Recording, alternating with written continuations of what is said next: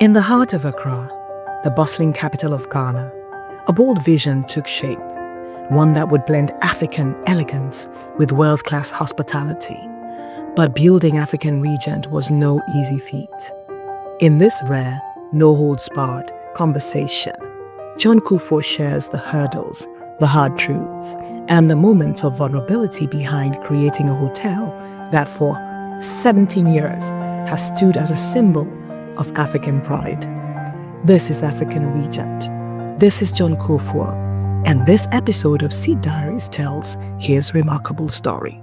Welcome to another episode of the Seed Diaries. I'm really excited today. We have John Addo Kufuor of African Regent Hotel here today from Ghana. So this is another international edition of the Seed Diaries. But before we proceed, I would like to remind you to like, subscribe, and share. So good morning. We're so excited to have you here today. Good morning, Wamaka. I'm happy to be here. Well, thank you for taking your time to do this.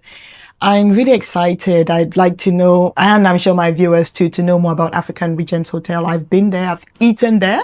The last time I was there, we were having a debate over Ghanaian and Nigerian jollof rice. The rice was so good.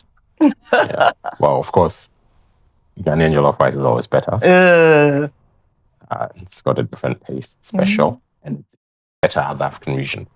But I'm happy you've had the chance to visit. The African region is probably the foremost Ghanaian branded hotel. And we've been going for quite a while, well over 17 years now. And, Africanness is in our DNA. And when I say that, I talk about the earth colors that we use. I talk about the art. I talk about the flavor of the food. We use natural ingredients, freshly picked and produced daily. The chef uses what he finds. And we tend to go more on the side of producing African food rather than continental, even though we have continental. Whatever we do is excellent. That's our objective.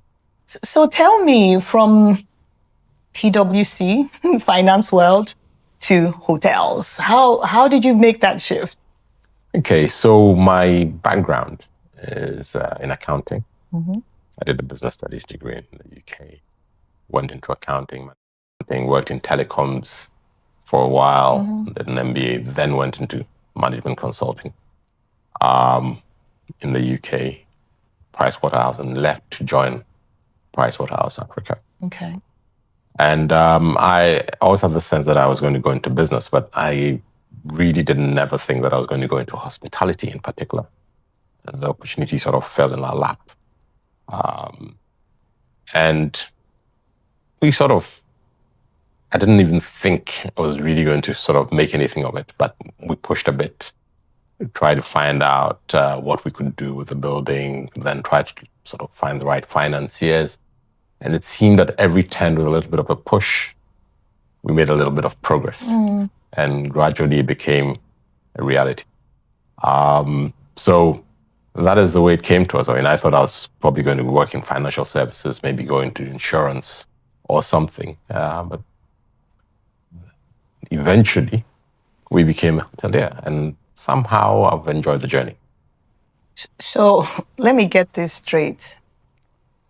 You're in finance, working in PwC in Africa, in Ghana, and you said an opportunity fell into your lap to build a hotel or to start a hotel. Yeah, Do you want to share a little bit? Yeah, how did that opportunity fall in your laps? So there's this building very close to where we used to live, and it was owned by an old Lebanese man, well known to the family, called Mr. Saud. Been sitting there for a while. And, he just sent his son-in-law, who I knew, say, look, this thing is here. Why didn't you do something with that? I just wondered, why me? But anyway, we walked over, had a look at the place, and nothing happening there, bombed out, no windows. structure there, looking good, and I just thought to myself, but what am I going to do with it? How is this going to work? And but then I started talking to one or two people. Can we raise the funding for this? How are we going to get the design done, etc., etc.? And like I said, spoke to one banker in particular. He put me in touch with some people working with the IFC. They put me in touch with some hospitality consultants from Mauritius. And all of a sudden, the thing was taking structure because they understood the business. I in turn asked them to find me, because by that time I'd looked around the city. The industry was not congested at all. And I asked them, find me a designer who specializes in African design, the African motif. They went away, came with the name, a British woman based in Zimbabwe. Oh, interesting. Yeah, so that was yet another connection. So Mauritius, Zimbabwe, Wow. She brought her on board. She came, checked the place out, started working on the designs. Of course, the banker who started this process was out of the picture because he said, This can't work. It won't work. But then I found another banker, gone around the houses, almost all the banks, and then I spoken to this guy, went back to him, and he said, okay, I'll give you a shot. He brought on a second Ghanaian bank. And between the two of them, they brought on a third bank, West African Regional Bank based in Lome. So that was a consortium. So it's like over a period of maybe a year or 2 years, all the pieces were in place. Designers, hospitality consultants, finance. And that is when I took time off. Even then, I wasn't absolutely sure. But I took what we will call a sabbatical off. Time off because you were still working at this point. Yes, I was working. This was not my main gig. I was just feeling to see if there was any chance. And, in about early 2005, I thought, okay, there's half a chance here. And I'm taking a sabbatical. I'm not leaving work. Because if it doesn't work, you want to have something to fall back on. I still have a young family and probably a wife with a whip. What are you doing? So then I think I asked for a year off, and slowly, as they say, the ball began to roll. Came together. Wow, this is really inspirational, and it's inspirational for me because there's this notion that you either have to have a lot of money to start a business. I guess you had the training, and Yes. I think that you also had a reputation, I would think. Yeah. But still, the fact that you were looking for the money and you tried the first bank, it didn't work. And you were saying you were feeling around, but I'm not sure you were just feeling around. For you to keep going from bank to bank, I think something had been ignited in you. Well, I always knew I wasn't going to be a consultant forever. So what was going to be the next step? How was I going to leverage what I'd learned as a finance person? And I just thought, well, if you're thinking of going into insurance, fine, but you have this opportunity, guys giving you a chance. Why don't you find out? I mean, why don't you? Because whatever it is that you're trying to apply yourself to, it's you're learning.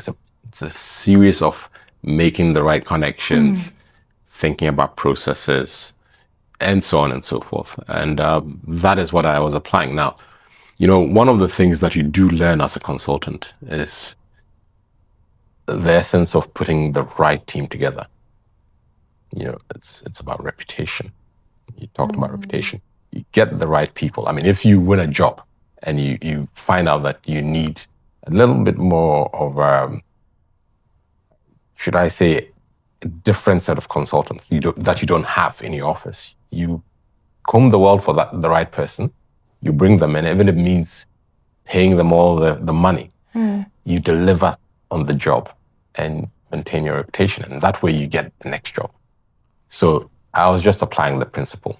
Find the right people. Go for excellence. Execute perfectly.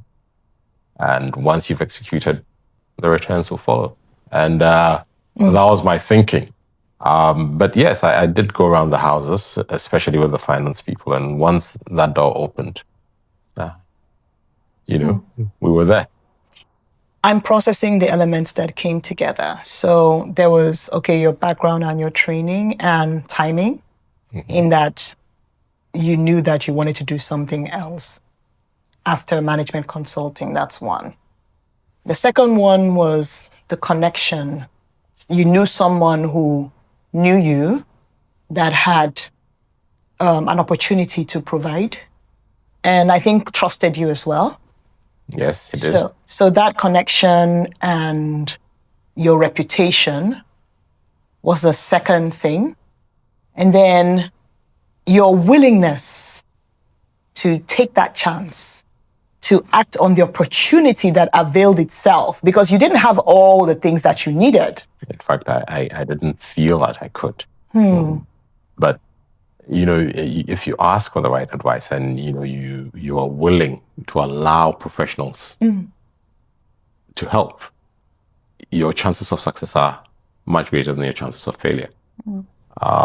So that's always very important.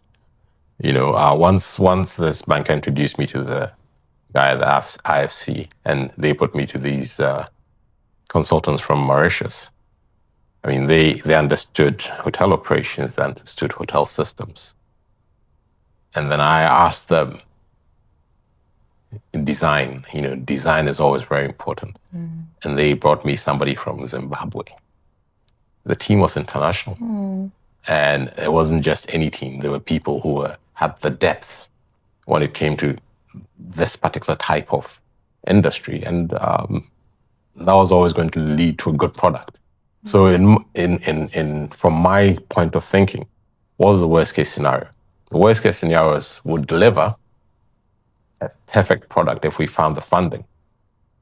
And even if we couldn't do much else, we'll still be in the money because you could sell. If you put the product together properly, and this is bricks and mortar, it's not IT. Yes. You could always... There's a building that's done by a good architect. Exactly. So, that gave me a little bit of hope that we're on the right track. And then you could always go off if you didn't want to do something else.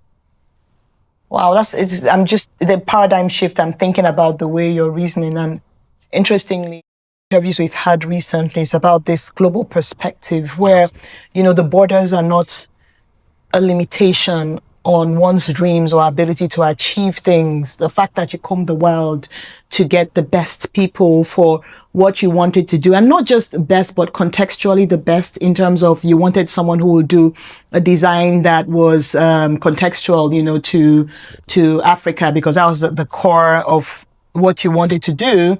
And you didn't just say, okay, I know someone here. And then you've talked about building a right team and having the best people.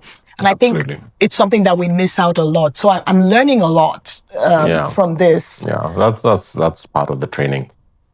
The accountant is detailed and wants to see or have proof of what has happened.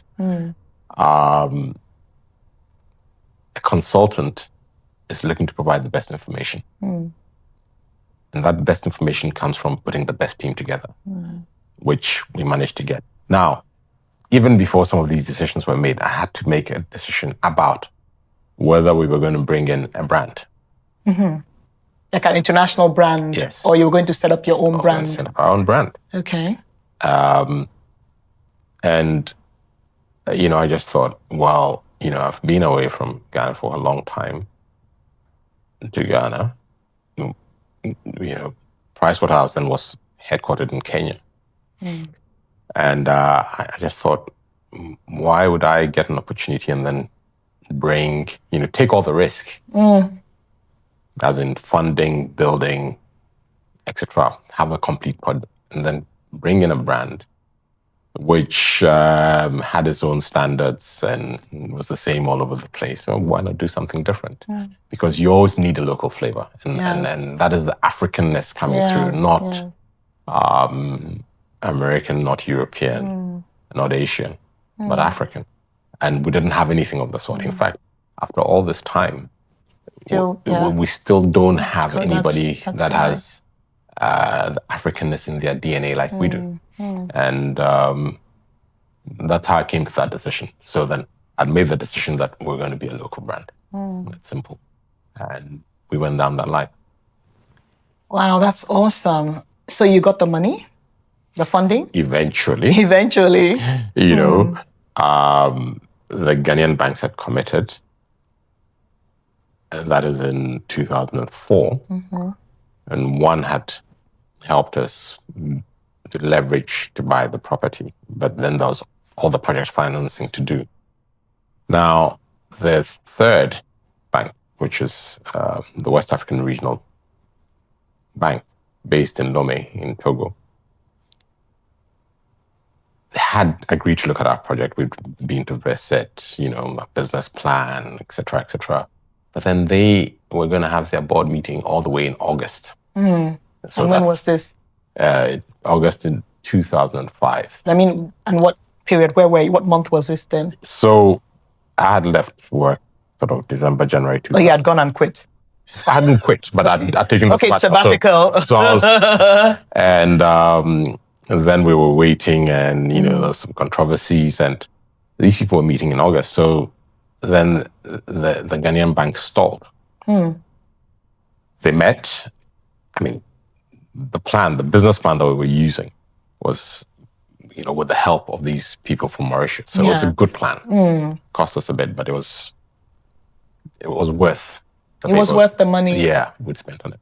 So they agreed. The bank approved, and it was the smallest portion of the loans of the consortium loans, but they agreed with the proviso that this loan had to be guaranteed. And I mean, I didn't have any way of guaranteeing this amount of money, so that could have killed the project. And I actually thought, well, we're dead. And I put the letter away. I think for about a week, I didn't touch it. I didn't read it. And I just thought, because I'd spoken to the Ghanaian bankers, and there was no way anybody was going to guarantee this.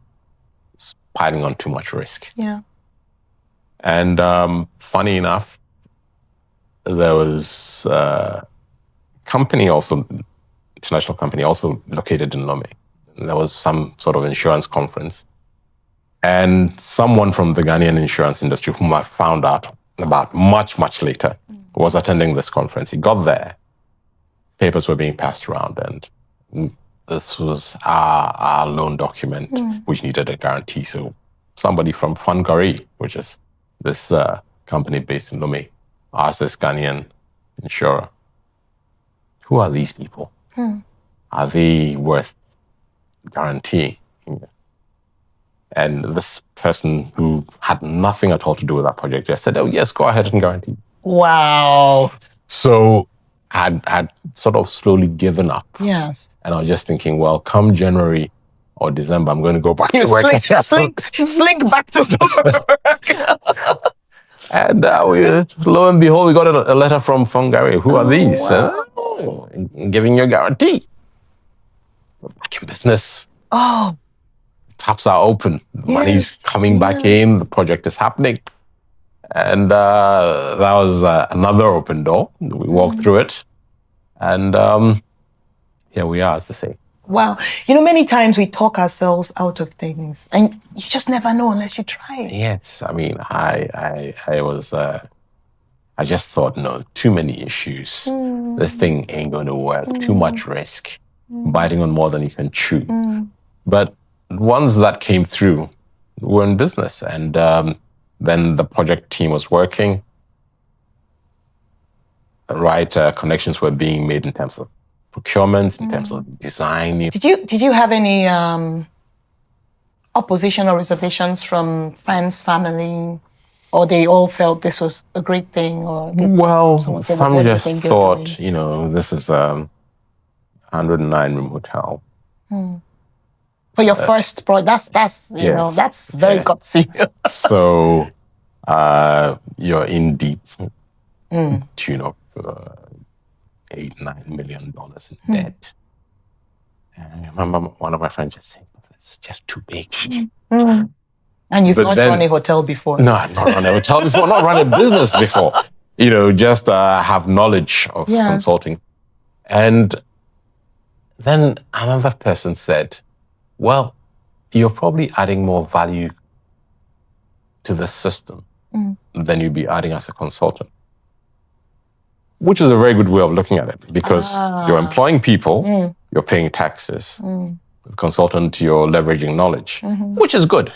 But, with this, you're sort of getting your hands dirty. Anyway, the decision had been made. Then it required taking time off without pay for a little while. Which I think would have been uncomfortable for you, having worked in paid employment for a while, or no? Yes. Did you have like a nest egg that you knew, okay? Well, I had to save a little bit of money, but yes. Luckily for me, while I was living in London, I built a small house and family was comfortable. Good. Could manage school fees. It was a young family.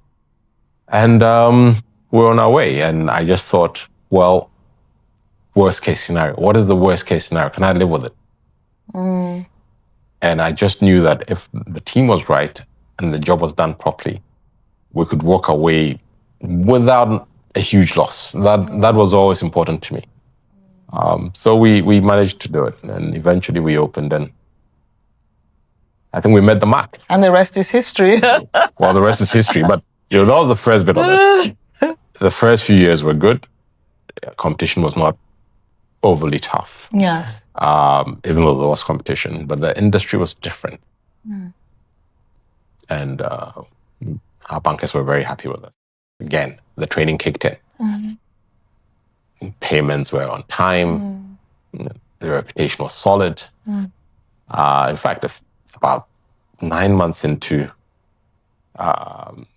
start of work, one of the bankers walked with a loan officer and said, "Young man, you're doing very well. Excellent." And I just thought, well, what am I doing? I'm just paying the mortgage, right?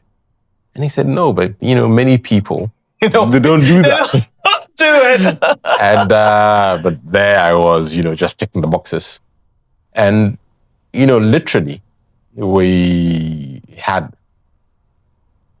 one of the problems we have with funding in that part of the world is that the term of the loan is usually quite short. Yeah, for such a large amount. We had 2 years grace to build that. Okay. And then 5 years to pay. Think about it. 5 years is very short. Yeah, it is short. And that 2 years you're building, so it's not that you started operating. No, but then you're not paying anything then. But cash management has to be excellent. Otherwise, you soon get into trouble. True. So we managed it. And then we got to the next decision point, sort of 5 years after that. We gave it about 2011, 2012. What are we going to do? We've made a success of this one. Moderate success. And the decision then was whether we were going to go for depth in the industry or whether we're going to try and do something completely different, diversify. So that was, if you like, the first part of the journey. And at that decision point, which was critical, we decided that we were going to, looking at the industry and looking at the country, it would be wise to rule out the brand. So that was the decision that was taken. But the second part of the journey came with its own issues and its own problems. It was also another learning experience. So how so? Well, okay, so, you realize that many entrepreneurs now, we decided that we're going to sort of become industry specialists. Would have built value through opening other hotels in the regional capitals in Ghana, and then maybe look further afield when we sort of got that right amount of value and the right amount of experience or competence into the sub-region. I think it was the right decision. I mean, we still don't have many African brands that are strong enough, but that's the way we're thinking then. So then the strategy was very simple. Which cities in Ghana have got viable markets for our product? And strategically, we decided that, okay, Accra, where we're based, so capital city, we're going to expand that property. And then we'd go to the second largest city, which to all intents and purposes has one major hotel and has had that one major hotel forever. And then the third leg would be the second port city, Takoradi. Now, Takoradi particularly was attractive because there'd been an oil discovery and the prospects seemed very good. ExxonMobil was supposed to come and produce. And at the time, there was a rush. There was a lot of money pouring into Takoradi. So then we set to work. I think it was 2011 or 2012. We bought a decent piece of land, well situated in Takoradi. And that's like 6 to 7 years after you started started the other, the one in Accra. Yeah, cash flow was good. We could afford it. Yes, you could afford it. And we designed a hotel, complete down to the interiors. We got the building permit. But then at that point, we went back to check the dynamics of the market. And, the hunch was, this thing is not coming on stream as we expected. Production started, but it wasn't ExxonMobil. It was another reputable company, but not as big as. And a lot of the American companies that had moved in were beginning to sort of slowly walk away. So we looked at that. We had our building permit. Were we going to sort of leverage what we had, take that risk, major risk, or we're going to sort of wait, watch? And again, we just thought, well, maybe this is too much risk. So we held back. Now, that was, again, a blessing because what has happened is that some very good people went into the same industry. They've all sold out in Takoradi. Some have lost Takoradi and have lost their businesses in Accra. So at the time, it felt painful. I mean, it almost felt like a failure. But it probably was the best decision. It was a good decision, yeah. And soon after that decision was taken, the country went into a spasm. Energy crisis, currency crisis. And our finances, which had all been solid, began to look wobbly. 2015, we had to restructure, change the management, so on and so forth. That took us maybe 2-3 years to come out of. So already we're sort of, a plan is off track. And we're looking at a situation where we're maybe 3, 4, 5 years off our trajectory. Takoradi was lying fallow. And just before the crisis, the economic crisis, we bought at the top of the market land next to the hotel in Accra. Oh, wow. So all those monies that we owed had been paid for, but for this piece of land, which we'd bought at the top of the market. And when it went funny, that loan was a burden for us. I mean, it was not a huge amount of money because we had handled probably about 3 times that when we were starting. It was heavy. It was heavy enough. And it taught me a lesson. Sometimes you're to your weakest when you feel most powerful, most confident. And you've got to be cautious. Otherwise, you can lose everything that you built. But anyway, by about 2018, 2019, we started climbing out of that crisis. We were designing the expansion for Accra. And just as we were sort of getting ready, and that's when I actually joined Seed. So I joined Seed for inspiration. Yeah, great. Did you find it? Well, yes. I mean, it's always good to meet with people, other business people from this environment. Because you see, when you're on your own and you're at the top, it's very lonely. Very, very lonely, yes. And when you are suffering some of these failures, punches, missteps, walking into brick walls, broken bones here and there, you just need to be in this congregation of people who are suffering similar. Yeah. you need to hear the stories. Some validation that you're not crazy. You're not crazy. You're not mad. Yes. It's just the way it is. Yes. You had a good break, and maybe that period was necessary to build your fortitude, to help you persevere, because otherwise you really will not cope. And so I joined Seed for inspiration. And I think I found it. We did the tea plants and everything, got ready. We're getting the design for the expansion. And the basic thinking was, well, we need to improve on our facilities and maybe add some rooms, which will put us back where we ought to be. And that could seriously improve the value. Really, with our industry, you're doing two things. You're building property, which is a hedge against the very weak currencies that we have. Yeah. And then you're also in hospitality. So it's literally two businesses, one business running on top of the other. So we got all the plans done. And what happens next? COVID. So for probably a good 2 years, we had almost no business. But, while it was daunting and intimidating almost, we had at that time, in the period towards COVID, 2018, 2019, made decisions that, well, we're going to refurbish what we have. In addition to expanding it. Yeah. And we'd actually started actively planning for it.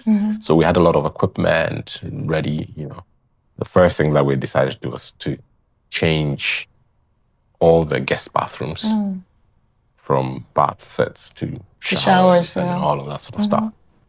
So we had the equipment, and then COVID hit. And that was an opportunity. So we started changing things around. Yeah, because nobody was staying in the hotels anyway. So nobody there. So again, another blessing. Yes. We changed most of what was there. We restructured, let half of the staff go, try to hold on to key staff. And then we're also looking for money to restructure the operations, because then what we had was the dollar exposure from the land that we'd bought. Yeah. And currency was just getting weaker and weaker. Yes.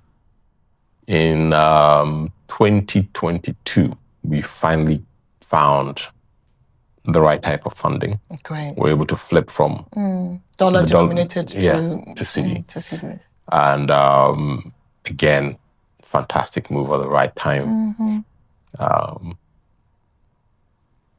And we came out of COVID. 2022, we started climbing back. 2022, better than 2021. 2023, better still. 2024, better still. Ooh. So 2025. Well, I wouldn't say anything. I don't want to tempt fate. No, you're not tempting fate. No, we speak it into being. Yes. So here we are, and I think we are ready. The plans are done. The engineering is done. The confidence is back. The thing has worked. The exposure is a lot less. We don't have any FX exposure. Many, many, many lessons learned.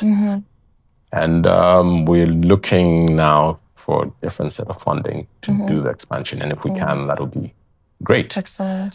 So the plan, which we'd conceived first 2011, 2012, then conceived again as part of Seed 2018, is primed.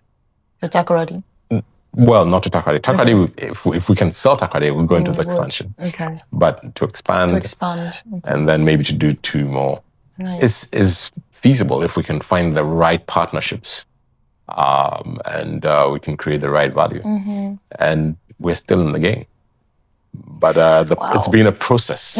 And, I would say that the last probably 10 years has been a lot of learning with a lot of hard knocks.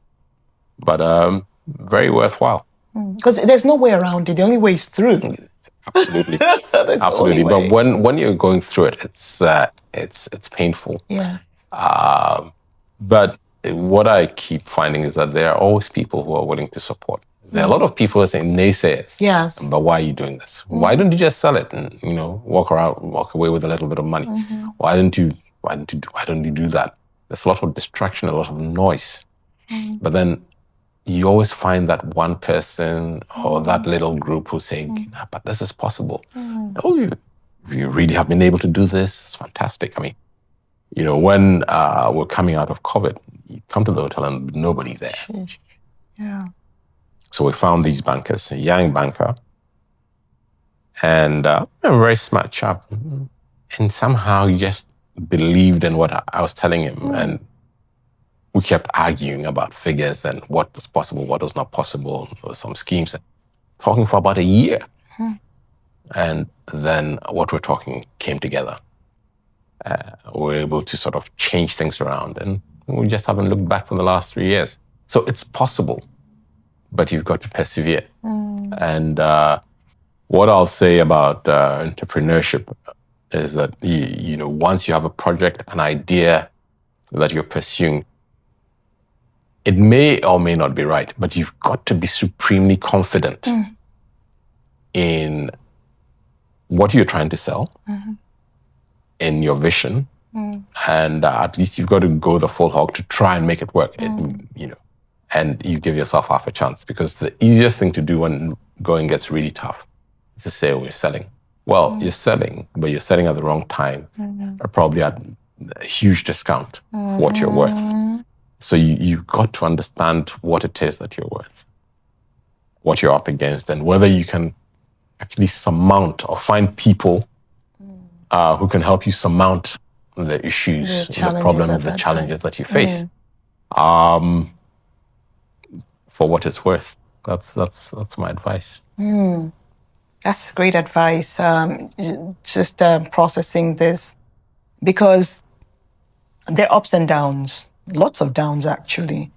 And when you're in the down, your mental state, sometimes you can't see beyond the horizon.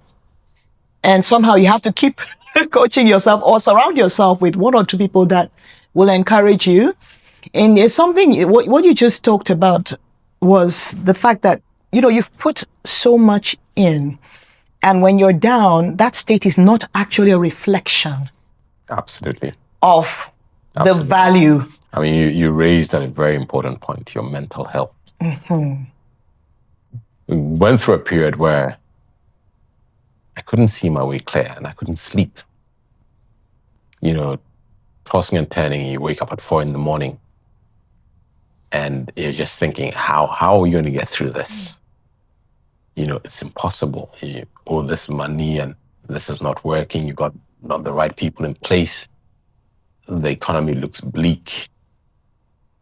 But that is the life of an entrepreneur. Yes. You take risk, and that is why you're told that there's that relationship between risk and reward. You want a day job? Yeah, you can get a good salary. Yes. But if you decide to take the entrepreneurial journey, what you're looking for is building wealth. You're leveraging your expertise, you're leveraging all sorts of resources, and maybe you walk away at the end of it with something very valuable. If you're excellent, maybe you'll build an excellent brand, and other doors will open.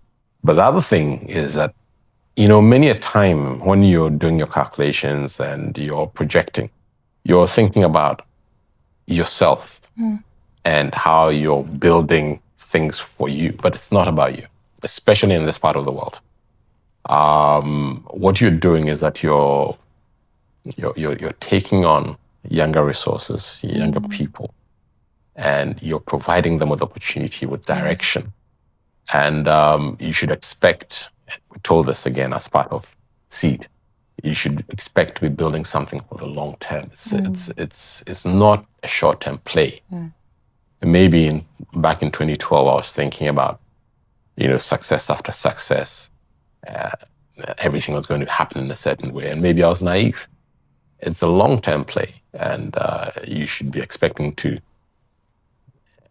hand over. You've got to start thinking about succession and how you maybe get some benefit, which would be a little bit more than what you'd get doing a normal day's job.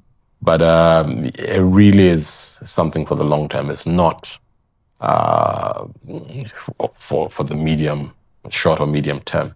And that is another thing that we should also tune our minds to. The value is not just for that short-term perspective and for yourself. It's creating something for the duration, something that lives beyond you. I mean, even if you sell out. Yeah. So in this part of, this climb, doing a business is more than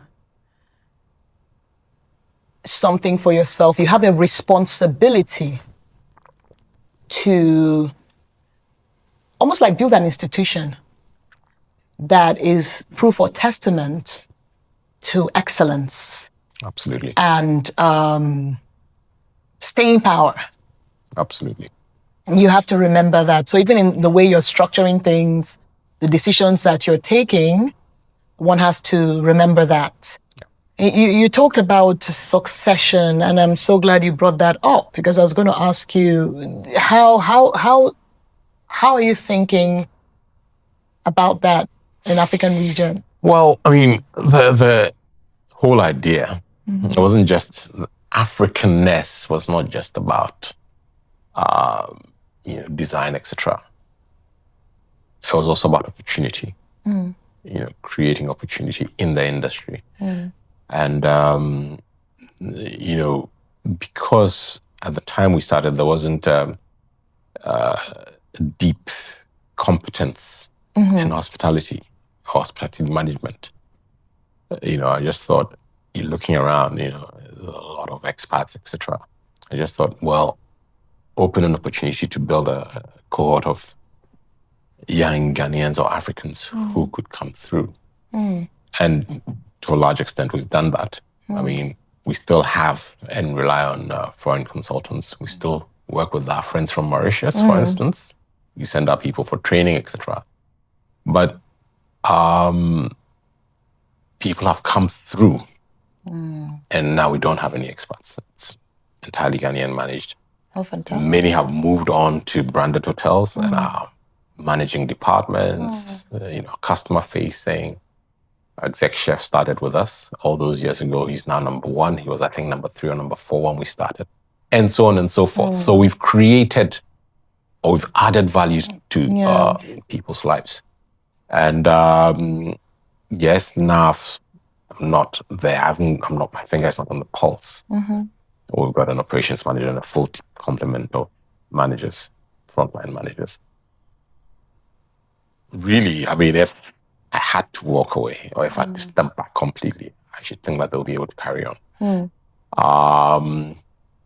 So yes, I have some ideas about succession.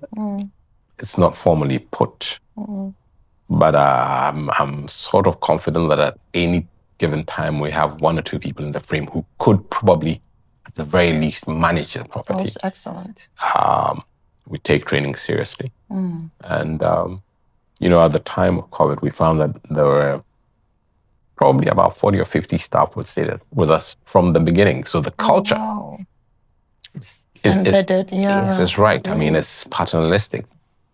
It's we own the culture, and they understand it. There was always going to be problems with people, but there is a certain amount of loyalty to the brand. So most times when I go to other hotels, the big hotels, the branded hotels, staff walk up to me. I usually get the odd coffee, because sometimes I remember them, sometimes I don't. But they started out with you. Yes, and they got their training, their breaks, and I think that is heartwarming. I think it's one of the things that we've done and done well. I think beyond training, when I see organizations that people stay, that have longevity in terms of the staff staying there, there's some, I want to say intentionality, but it may not be intentional, but there is still something within the culture that would make the people want to stay. Can you articulate what in African Regent's culture? We expect excellence. Expect excellence. That is a matter of course, and we will pay for training. Okay, so you pay for training. You expect excellence and you provide opportunity to attain the excellence through training. So there are people who came there as juniors. Some of them are in management. So, the others can see we're fair. If you display the core values that we're trying to attain. What are those? I've talked about excellence. I've talked about transparency. Now, there isn't any such thing as favoritism. If there are red lines, you step over them. It doesn't, I don't adjudge. Yeah. There are staff panels and so on and so forth. People are dropped, kicked out. So everybody feels that they've got a fair chance to rise if they show the right competences. And I think in addition to that, what we tend to do is that, we exist within a system and the unique Ghanaian attributes, which we sort of allow. And that enables them to think that, well, I belong. I mean, if you find yourself in a spot of bother, we can help. We do it. Whereas, ask about that. Whereas in another place, the rules will be the rules. And, there isn't any empathy. So it's a combination of all those soft skills, if you like to call them that. But the staff instinctively know that we have their interests at heart. Yes, and that we're empathetic, we're listening, and we're on their side. But we demand that you're also on our side so that we can put the right foot forward. So it's quid pro quo, hand go, hand come, as we say. I actually find that that empathy in an African company is important to maintain people, because there's a huge disparity between the cost of living and what people earn somehow, and wholesale just increasing the wages might make the business not profitable because it has to do with the system. But being able to meet needs as they come for the staff and they know that you support them, I think it goes a long way. It makes all the difference. Yes. You see, we're engaged in business for profit. Yes.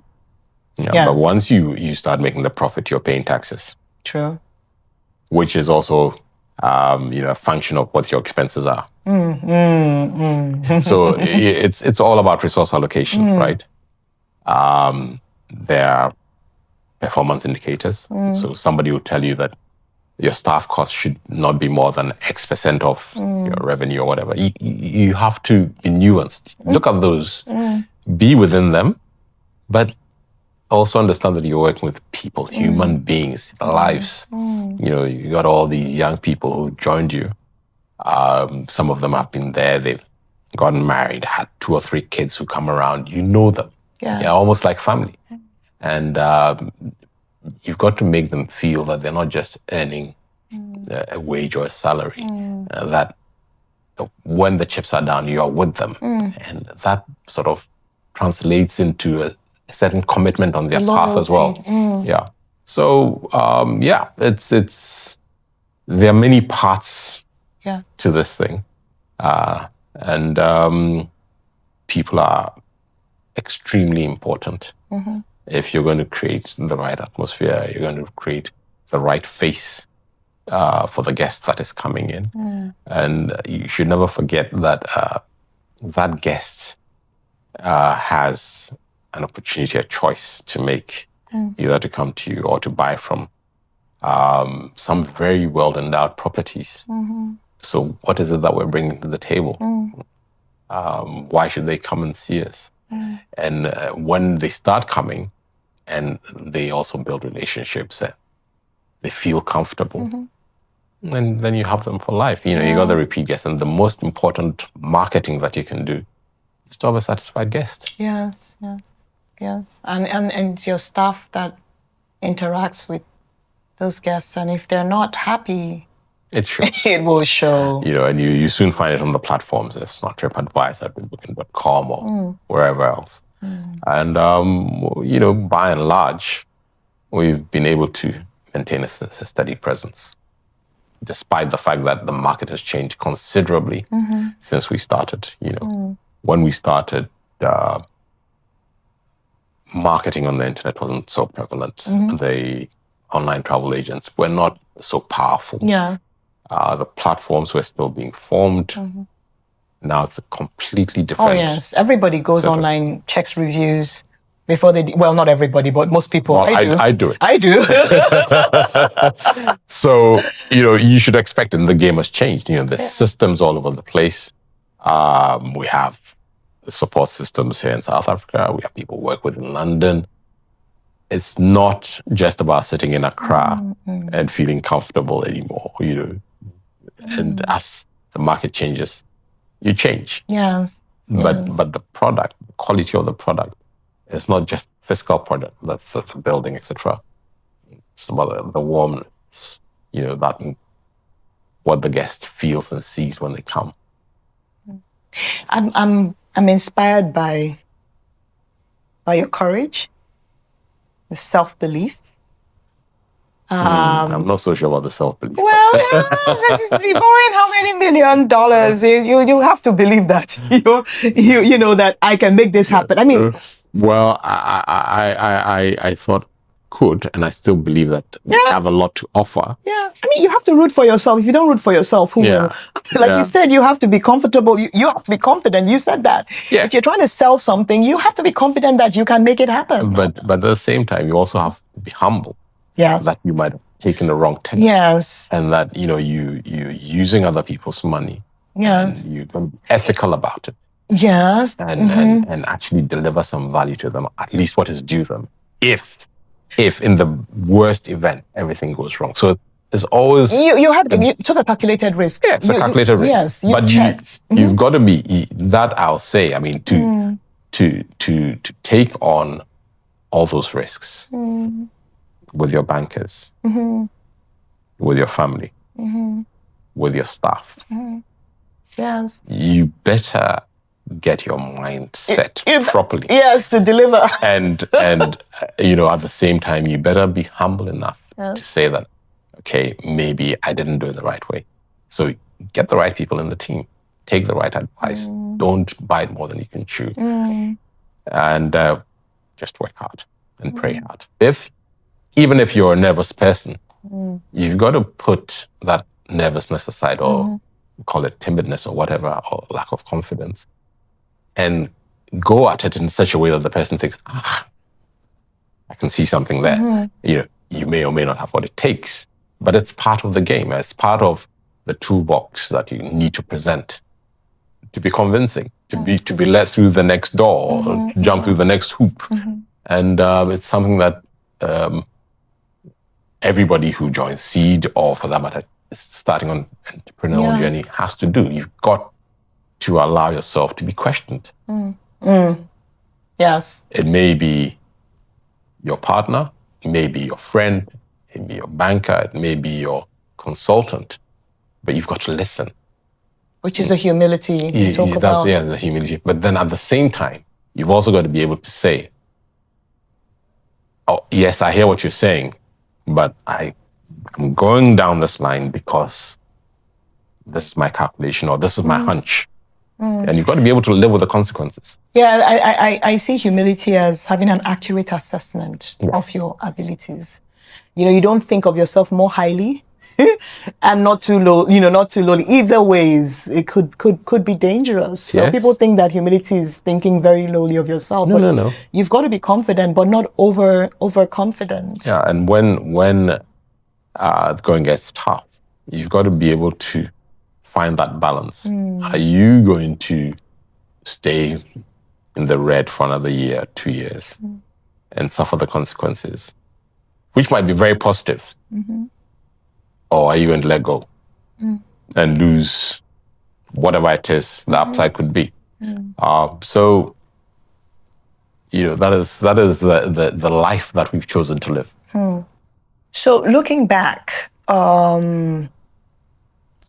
let's go down to 2005. At the start. At the start. If you were doing this over again, what would you do differently? I find that I'm a lot calmer now. To be patient. You've got to be patient. Yes. But you've got to learn the lessons. Yes. Okay. You see, I find that I don't stress as much. I still stress, but I don't stress as much as I used to because I just feel that what we've been through validates our proposition. Okay. We've been able to stay. Yes, with certain breaks. So the only question I would have to ask myself is, were we right to go for depth rather than diversification? Then, okay. But, somewhere along the line, and I didn't say this, after the 2012 period, I went into another line of business with some partners, and that was consumer electronics. But how did that work out? How it worked, yes. I haven't talked about it. We're not talking about it. So that I go figure. You see, that's instructive. That's the other thing about businesses. So I went into this business, and at that time I was very confident because this first one had worked, right? Yes. I had the right partners. The telecoms industry, they were going to manage this and that and that. I leveraged all the connections. I had put some money in there. And of course, they nearly cut my head off. No, see, focus is underrated. Yes. Focus is underrated. I took my eyes off the ball. Lost a lot of money. I'm not going to tell you how much, but it was a lot. I can only imagine. And then I had to find a way of paying it back when this first business was in a crisis. So it was a double pressure. Wow.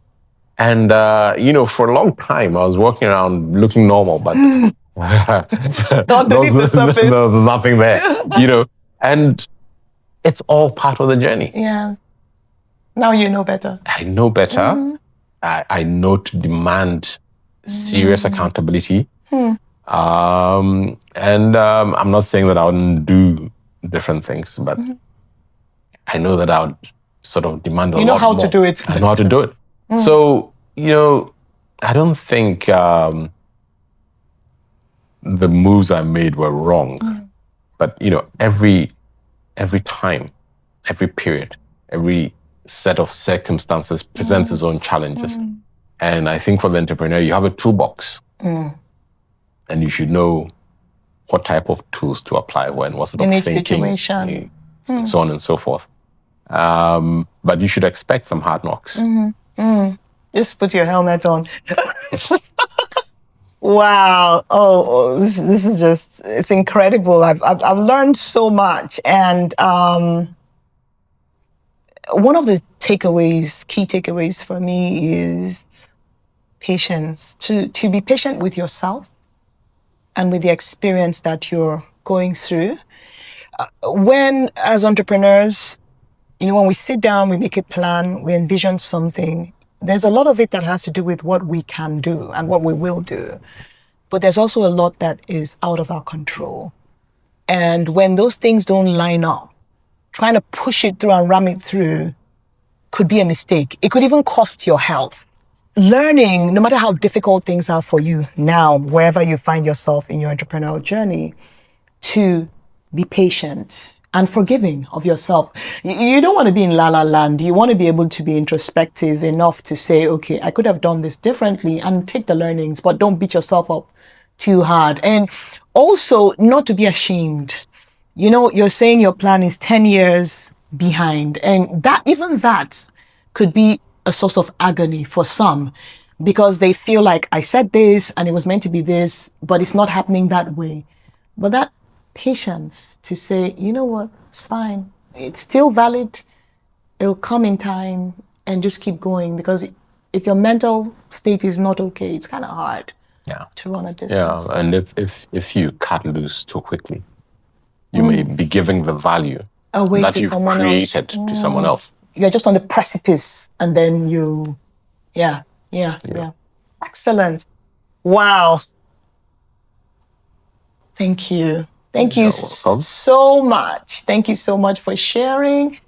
So, this has been a masterclass. Thank you so much. A big thank you to you for sharing your journey with African Regent Hotel. We're very excited about where you're going, and we're watching to see how, how this would blossom. You've shared so much. And I'd like to thank you. So thank you, John Kufuor, for You're welcome. Taking time and spending with us. And I'd like to thank you all for sitting in and listening. I hope you had your notebooks with you. Thank you for spending time on another episode of the Seed Diaries. And I'd like to remind you to like, subscribe, and share. Have a wonderful, wonderful day.